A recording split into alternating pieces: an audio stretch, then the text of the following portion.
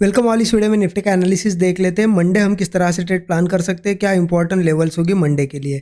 ठीक है, उससे पहले देखिए फ्राइडे का दिन भी इंपॉर्टेंट था, क्योंकि फ्राइडे यहाँ पे लगभग निफ्टी कैसा हुआ है, साइडवेज रहा है। यहाँ पे ज़्यादा कुछ मूव नहीं किया है कंपेरेटिवली। बैंक निफ्टी अगर देखोगे अच्छी स्ट्रेंथ थी बैंक निफ्टी में फ्राइडे के दिन। तो क्या इस दिन हमारे एनालिसिस ने काम किया, हमें प्रॉफिट दिया या नहीं दिया, देख लेते हैं। हमारा एनालिसिस बहुत क्लियर था। बड़े टाइम फ्रेम पे मैंने आपको बताया था कि मार्केट बुलिश है और एक लेवल भी यहाँ पे मार्क करके दी थी।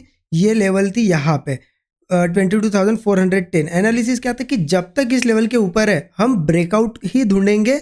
इसके ऊपर जो भी ब्रेकआउट मिलता है कॉल लेंगे, क्योंकि इसके ऊपर मार्केट बुलिश ही रहेगा। अगर इसके नीचे जाता है तो बियरिश होगा, क्योंकि लेवल्स का बहुत इंपॉर्टेंस होता है। इंपॉर्टेंट सपोर्ट लेवल अगर ब्रेक करे तो ही नीचे जाता है। इसके ऊपर था तो वो बुलिश था।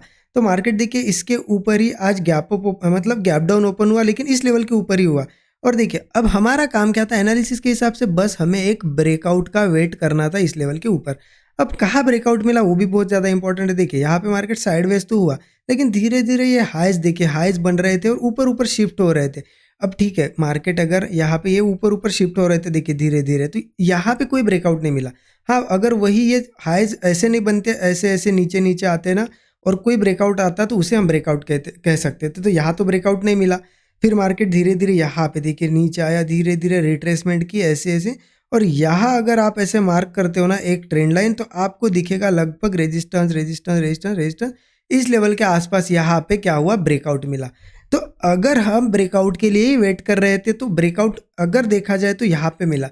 तो यहाँ अगर ट्रेड लिया, देखिए मैंने आज अगर बताऊँ ना आपको, मैं इतना 2 बजे के आसपास और ऐसी साइडवेज मार्केट में ट्रेड करना पसंद नहीं करता हूँ। मैंने बहुत ज़्यादा वेट किया, चलो यहाँ कहीं अगर यहीं पे मॉर्निंग में ब्रेकआउट मिले, या फिर यहाँ चलो थोड़ा सा ऐसा करके ब्रेकआउट बने, लेकिन वैसा कोई ब्रेकआउट मुझे नहीं दिखा। इसलिए मैंने क्या किया, पर्सनली आज अवॉइड कर दिया। लेकिन जिन लोगों ने देखिए एनालिसिस के हिसाब से, व्यू के हिसाब से, अब देखिए प्लान हुआ तो कहाँ हुआ।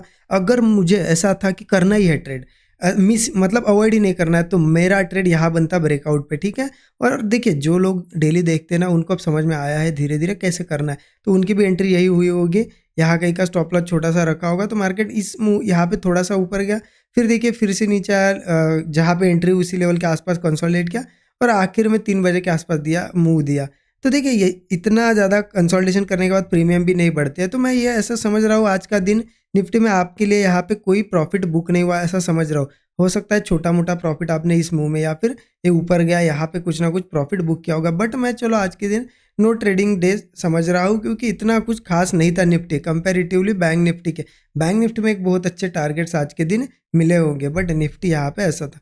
अब देखिए इंपॉर्टेंट ये होता है कि साइडवेज हुआ। ठीक है, क्या है, आज हुआ साइडवेज।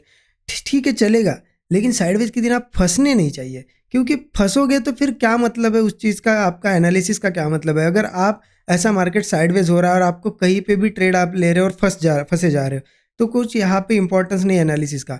हमने एनालिसिस किया, हमने व्यू बनाया कि हमें इस लेवल के ऊपर बुलिश ट्रेड लेना, तो हमारा काम क्या है, एक ब्रेकआउट का वेट करना। और ब्रेकआउट जैसे मैंने आपको समझाया कि यहाँ बना, और एनालिसिस के हिसाब से यहाँ अगर ट्रेड लिया तो आज आपको लॉस नहीं हुआ, कुछ ना कुछ प्रॉफिट, या फिर आपको कम प्रॉफिट हुआ होगा। ठीक है, या फिर कॉस्ट टू कॉस्ट निकल गए होगे, लेकिन लॉस नहीं हुआ। तो यही एक खासियत होती है, खूबी होती है एनालिसिस को फॉलो करने की। इसलिए मैं हमेशा कहता हूँ कि लेवल्स और वहाँ पे जो सेटअप्स बनते हैं उनको रिस्पेक्ट करो, मार्केट भी उनको ही रिस्पेक्ट करता है। अगर आप उनको छोड़ दोगे और ये कैंडल्स के पीछे लगोगे, मतलब चलो एक बड़ी कैंडल बन गई, आपको लग रहा है कि अब नीचे जाएगा, आपको लग रहा है कि ऊपर जाएगा, तो आपने कॉल ले लिया, नीचे जा रहा है लग रहा है पुट ले। आपको लग क्या रहा है, लगने से यहाँ पे कुछ नहीं होता है। मार्केट में सेटअप बनने से सब कुछ होता है। ठीक है, आपको जो लग रहा है उसके बेसिस पे आप ट्रेड करोगे ना, तो हमेशा फंसोगे। मार्केट तो कुछ भी दिखाता है, हमें इंपॉर्टेंट लेवल निकाल के हमें सेटअप का वेट करना होता है। तो ठीक है, इस तरीके से देखिए ये चीज़ें मैं बार बार इसलिए बताता हूँ, आपको ये आपके दिमाग में ही बैठ जाए कि रैंडम ट्रेड नहीं करना है, सेटअप पे ही ट्रेड करना है, तब जाके आप प्रॉफिट निकाल सकते हो, मार्केट में प्रॉफिटेबल बन सकते हो। अदरवाइज फिर लोग तो कर ही रहे हैं रैंडम ट्रेड्स, और 90% लोग आपको पता है लॉस तो कर ही रहे हैं ना, वैसा ही चलता रहेगा। तो ये चीज़ें थोड़ा नोट करके रखिए जो मैं बताता हूँ। ठीक है, लर्निंग के लिए कैसे यही चीज़ें नोट करोगे ना, तो आपको नेक्स्ट ट्रेड्स में काम आएगी कि नहीं, ऐसा पहले बताया है, रैंडम ट्रेड नहीं करना है, ये आपको क्लिक होती है चीज़, है ना। इस तरीके से करना होता है चीज़ें। ठीक है, अब देखते हैं कि मंडे कैसे ट्रेड करना है। उसके लिए क्या करते हैं, 15 मिनट चार्ट पे चलते हैं। देखिए जिस तरीके से मैं बैंक निफ्टी अगर बताऊँ ना, बैंक निफ्टी का चार्ट मैंने जो ऑब्जर्व किया है उसके बेसिस पे, जैसा कि बैंक निफ्टी में ही हमने पहले भी प्रेडिक्ट किया था कि बैंक निफ्टी ऊपर जाएगा तो निफ्टी भी ऊपर आएगा, तो निफ्टी भी ऊपर आया है। और बैंक निफ्टी अभी भी मुझे लग रहा है एक हाई बनाएगा, ऑल टाइम हाई, तो निफ्टी को थोड़ा सा ऊपर लेके ही आएगा। और देखिए एक पोटेंशियल निफ्टी में मुझे क्यों दिख रहा है, क्योंकि बैंक निफ्टी आप देखिए ये 3-4 दिनों का मूव देखिए आप 28 से निफ्टी लगभग एक रेंज में है, बैंक निफ्टी थोड़ा थोड़ा ऊपर ही आ रहा है। तो बैंक अब देखिए बैंक निफ्टी ऊपर गया है और थोड़ा ऊपर जाता है ना, निफ्टी एक आध ब्रेकआउट यहाँ से बना लेगा और ऊपर चला जाएगा। तो इसलिए निफ्टी में बहुत ज़्यादा इंपॉर्टेंट है ट्रेड कैसे प्लान करने हैं वो समझना, ठीक है। तो देखिए मैं आपको समझाता हूँ करना क्या है यहाँ पे। जैसा कि एक एक चीज़ डिस्कस करते हैं। मार्केट ने कहीं ना कहीं देखिए ये इस लेवल के आसपास एक सपोर्ट बनाया, मतलब इसके नीचे नहीं जा रहा है, आप देखिए इसके ऊपर ऊपर ही है। तो ये लेवल हमारे लिए इंपॉर्टेंट हो जाती है, वो लेवल है 22,470 की, ठीक है। अब मार्केट ने करना क्या चाहिए, देखिए कैसा है ना, कभी भी सपोर्ट लेवल एक रिस्पेक्ट करे मार्केट, तो इसके ऊपर से निकलेगा तो ही अच्छा चांस होता है ऊपर जाने के लिए। इसके नीचे जाता है तो फिर वीकनेस आती है, वो फिर क्या करता है ना मार्केट, यहाँ से अगर ये 470 के नीचे ये सपोर्ट ब्रेक करेगा तो फिर वो यहाँ पे जिनके स्टॉप लॉसेस है यहाँ पे इस स्विंग पे, तो उनके स्टॉप लॉसेस एक बार हिट करने आ सकता है। इसलिए हमें क्या है ना, इसके ऊपर ऊपर ही कॉल देखना है। हाँ, इसके नीचे अगर आता है, चलो मान लेते यहाँ कंसोलिडेट करके नीचे आए, या फिर क्या करे मार्केट गैप डाउन वगैरह करे, या फिर इस लेवल के नीचे यहाँ पे सस्टेन करे 22,470 के नीचे और कोई ब्रेकडाउन बनाए तो फिर पुट ले सकते हैं। बट एक चीज़ ध्यान रखना, मार्केट है बुलिश, पुट हम ले रहे हैं तो कम क्वांटिटी लेना, 50% ही क्वांटिटी ले सकते हो। इसके नीचे का एक टारगेट तो मुझे क्लियर कट लग रहा है कि 22,410 तो एक आएगा, और इसके भी नीचे अगर जाता है ना मार्केट, फिर इस स्विंग को ब्रेक करने की कोशिश करेगा, तो कम क्वांटिटी में करिए। हाँ देखिए क्या होता है ना मार्केट में, जैसा कि अभी मैंने बताया निफ्टी बैंक निफ्टी थोड़ा बुलिश सेंटिमेंट में है, तो किसी केस में मार्केट सीधा गैप डाउन होता है और सपोर्ट पे होता है, ठीक है। क्या कहा मैंने, सपोर्ट पे अगर होता है ना और रिस्पेक्ट कर जाता है सपोर्ट को, तो हम यहाँ पे ब्रेकआउट वगैरह मिलता है तो कॉल लेंगे, क्योंकि मार्केट फिर क्या करेगा यहाँ पे अगेन ये गैप फिल करके इन हाइज को ब्रेक करने की कोशिश करेगा, तो इस लेवल पे कॉल भी लिया जा सकता है। तो आप इतना तो समझ गए अब कि इस लेवल के ऊपर मार्केट बुलिश है, इसके नीचे थोड़ा सा बियरिश हो सकता है, यहाँ से यहाँ तक का एक हम टारगेट बुक कर सकते हैं, और अगर गैप डाउन होता है तो फिर सपोर्ट लेवल से हम कॉल ही ढूंढेंगे। क्योंकि क्या होता है ना, देखिए गैप डाउन हुआ, अगर इस स्विंग को नहीं ब्रेक कर पाया, यहीं पे सपोर्ट पे होल्ड कर गया, तो समझ लेना हो अगले टारगेट्स के लिए ऊपर निकल जाएगा, तो यहाँ कॉल प्लान कर सकते हैं। ओके, इतना आप क्लियर हो गया। अब यही इंपॉर्टेंट है कि मार्केट फ्लैट ओपन होता है तो ठीक है ना, फ्लैट भी ओपन होता है हमारे सपोर्ट के ऊपर है, इसका मतलब फ्लैट भी ओपन होता है और कोई ब्रेकआउट देता है, क्योंकि इस तरीके से फिर क्या होगा, एक हाथ ब्रेकआउट बनेगा, चलेगा, क्योंकि मार्केट बुलिश है। अभी यहाँ पे कंसोलिडेशन भी अच्छा हुआ है, फ्लैट ओपन होकर कोई ब्रेकआउट आता है तो हम वैसे भी कॉल लेंगे। स्टॉप लॉस ज़्यादा नहीं, 15 से 20 पॉइंट ही रखना। टारगेट तो मैं इनिशियली 1:3 का तो आपको रिकमेंड कर रहा हूँ, फिर तो मार्केट इन हाइज को ब्रेक करेगा, वो टारगेट तो मैं आपको बता ही देता हूँ, बट 1:3 तो हमारा रहेगा मिनिमम। हाँ, अब एक ही चीज़ आती है, गैप अप हुआ तो क्या करना है। देखिए हर एक कंडीशन में अलग ट्रेड किया जाता है, गैप डाउन में अलग ट्रेड बनता है क्योंकि लेवल्स ब्रेक हो जाती है, गैप अप में अलग होता है। गैप अप होता है तो क्या करना, देखिए इस हाई के नीचे नीचे गैप अप होना चाहिए, दिख रहे हैं आपको 620 लेवल वगैरह, इस हाई के नीचे नीचे गैप अप होना चाहिए, क्योंकि देखिए क्या है ना, इस हाई के ऊपर ओपन हुआ और वो फिर नीचे आया तो फिर उससे जाने में बहुत दिक्कत होगी ऊपर, फिर वो धीरे धीरे हो सकता है और नीचे आए। इसीलिए गैप अप ओपनिंग हमें इस हाई के नीचे नीचे यही कहीं चाहिए, यही होता है तो बहुत अच्छा है। थोड़ा सा भी कंसोलिडेट करके आपको कोई भी ब्रेकआउट मिले, बस कॉल साइड का हम ट्रेड लेंगे। स्टॉप लॉस 15 से 20 पॉइंट, टारगेट 1:3।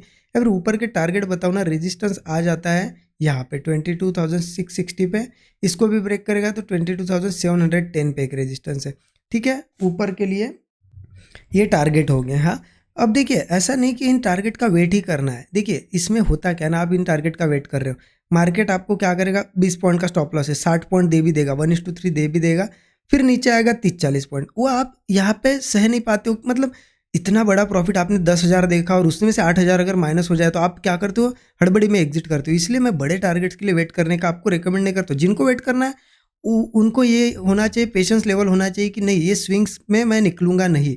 बाकी लोगों के लिए तो सिंपल है, देखिए आपने ट्रेड लिया, 20 पॉइंट का अगर स्टॉप लॉस है, 60 पॉइंट मिल रहे हैं और आपको लग रहा है कि नहीं अब यहाँ से कंसोलिडेट कर रहा है, रिवर्स हो सकता है, निकल जाओ ना। 1:3 बहुत हो जाता है, मतलब आपने 1000 की रिस्क ली और 3000 प्रॉफिट हो रहा है, और क्या चाहिए इंट्राडे में, वो भी आधे एक घंटे के अंदर अंदर मिल जाता है ना।